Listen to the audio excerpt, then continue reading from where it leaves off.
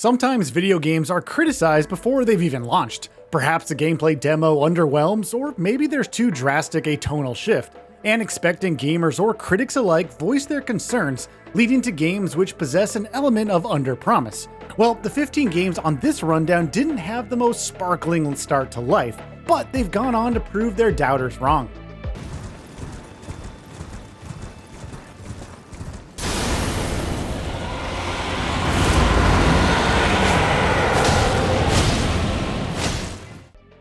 Demon's Souls. We're talking the 2009 original, not the 2020 remake here. Demon's Souls suffered through troubled development due to unfocused vision before meeting lukewarm reception following its demo reveal, with the most seething criticism decrying a game with unreasonably difficult gameplay and outdated world design.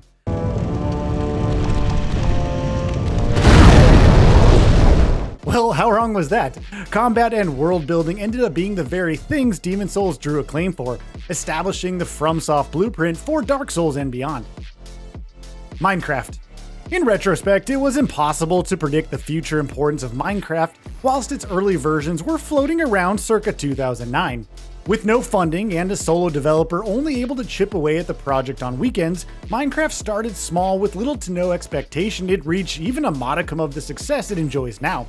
Fast forward and Microsoft are now its owners. There are numerous spin-offs, merchandise deals aplenty, and a movie releasing in 2025. A steady stream of updates through unwavering commitment from Mojang propelled Minecraft to superstardom with astronomical sales beyond any other video game. Left 4 Dead 2. Coming a short year after its predecessor, Left 4Dead 2 received severe backlash from the community of Left 4 Dead players who felt Valve were unfairly monetizing on success to rush a sequel they felt would have better served the community just as an update. The truth is, Left 4 Dead was developed too quickly, releasing in a state no developer at Valve wanted to correct.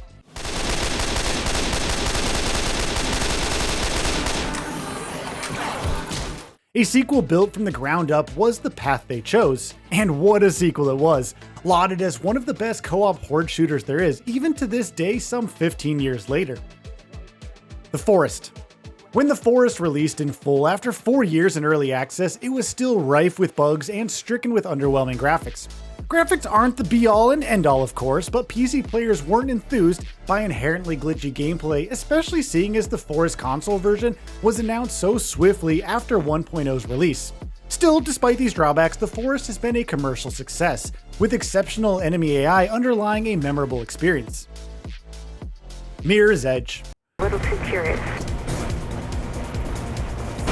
Fate's on her way. Get your ass ready to move.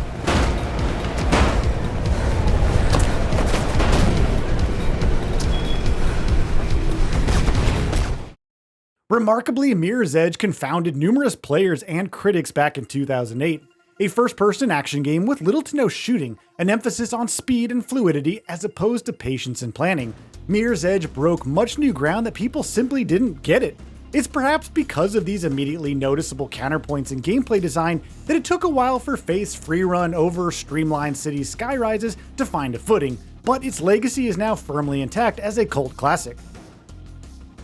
Mad Max. There was an era when every blockbuster movie franchise had a tie-in video game, but these were seldom met with rapture. Part of a presumably rushed cycle to capitalize on a film's short-lived infamy, movie tie-ins were rough to say the least. He's after the good. Some though were pretty good, underrated even. Mad Max is one such game here. At the time of release, its reviews were mixed, but its scorched wasteland, brutal vehicular combat, and memorable characters elevate Mad Max to a game worth playing. Batman Arkham Asylum. Like movie tie-ins, licensed properties were a tricky endeavor for game developers. Before Batman Arkham Asylum came out, there were rumbles that this would be another failed superhero game, but doubters could not have been more wrong. Asylum really got what it means to be Batman, from the excellent hand-to-hand combat, raft of gadgetry, stealth, climactic story, fantastically acted characters. Rocksteady really thought of everything.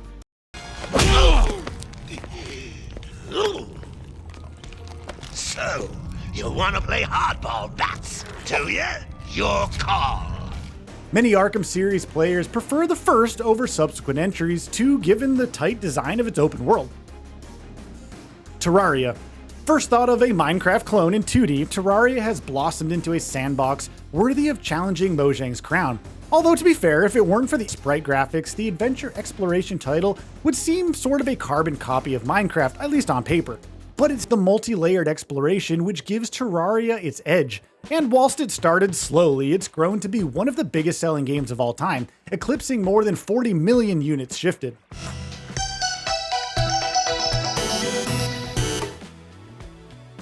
The Chronicles of Riddick escape from Butcher Bay. Another movie tie-in on this rundown that has no business being as good as it is. The Riddick movies were alright, but they never set the world alight. Vin Diesel, however, is never one to turn down a video game role, and he injects some pizzazz into the admittedly cool world of Butcher Bay. He was directly involved in the 2004 Xbox title 2, having a hand in its action-stealth blend that's ensured the Chronicles of Riddick Escape from Butcher Bay is remembered as a cult, if overlooked, classic. Sleeping Dogs. Like Terraria, Sleeping Dogs was labeled before it released. A GTA clone set amidst Hong Kong, they said. Now, in all honesty, some of the gameplay systems in Sleeping Dogs seem at odds with each other, but once gamers started to play this game, momentum only grew. The John Woo-style story is principle behind its shifting fortunes, with emotional depth that's simply absent in GTA.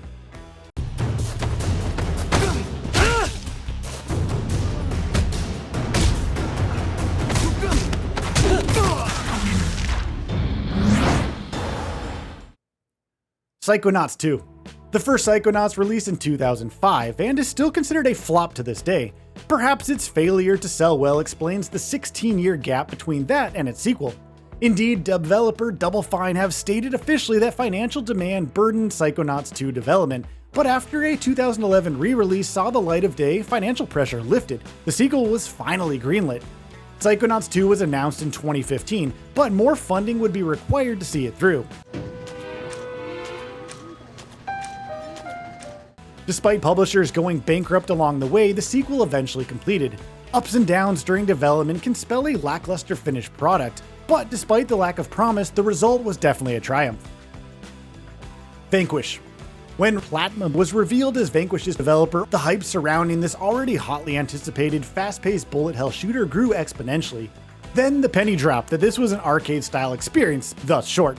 However, the fun here is in replaying this game, mastering its slide boost movement, ditching cover, becoming streamlined. Despite this, some players still decided its short length was worthy of a downgrade, but they missed the point entirely. Tomb Raider 2013. There wasn't much in the way of professional criticism surrounding Crystal Dynamics' Tomb Raider reboot when it was announced. However, there were grumblings amongst gamers that a grittier version of a much-loved franchise might be too much to bear, or that maybe its relevance will be diminished given Uncharted's success, or that Lara's new design is weak, or that her role as an untested explorer is too far removed from the Lara we've honestly been playing as for nearly 2 decades now. Substantial numbers didn't see the point in this reboot, however doubters should be silent now as the game, on the whole, did justice to Lara's legacy. Elden Ring. Okay, so Elden Ring was always showing promise. I mean, it's a From Software with world building help from Game of Thrones author George R.R. Martin. However, the game's marketing didn't get a lot away from declaring it other than just an open world. Truth is, Elden Ring didn't look any different from other Soulsborne games, which of course garnered a modicum of negativity from expectant fans. The breadth of this open world revealed itself following release, and despite FromSoft's pedigree, it's fair to say that they've gone beyond all expectations with Elden Ring. Hi-Fi Rush. But enough talk! Have at you! Perhaps Hi-Fi Rush underpromised simply because it was a surprise release, with its development kept behind closed doors. So in effect, there wasn't a promise made at all, really. Instead, we must wonder why its development was kept a secret. Well, Tango Gameworks, famed for survival horror series The Evil Within, were concerned by Hi-Fi Rush's tonal pivot. Its bright and vibey gameplay would too distant from player expectations. They couldn't have been more wrong. I mean, Hi-Fi Rush charmed en masse, with players and critics praising visual style, characters, humorous story, and pumping soundtrack. Look, man, I think we have more in common than we do apart. How about... That's all for now. If you enjoy what you saw, please hit the like button. And if you're new to the channel, now is a great time to subscribe. We upload brand new videos every single day. After subscribing, don't forget to enable all notifications by clicking that bell icon. Thanks for watching this video, and we will see you next time right here on GamingBolt.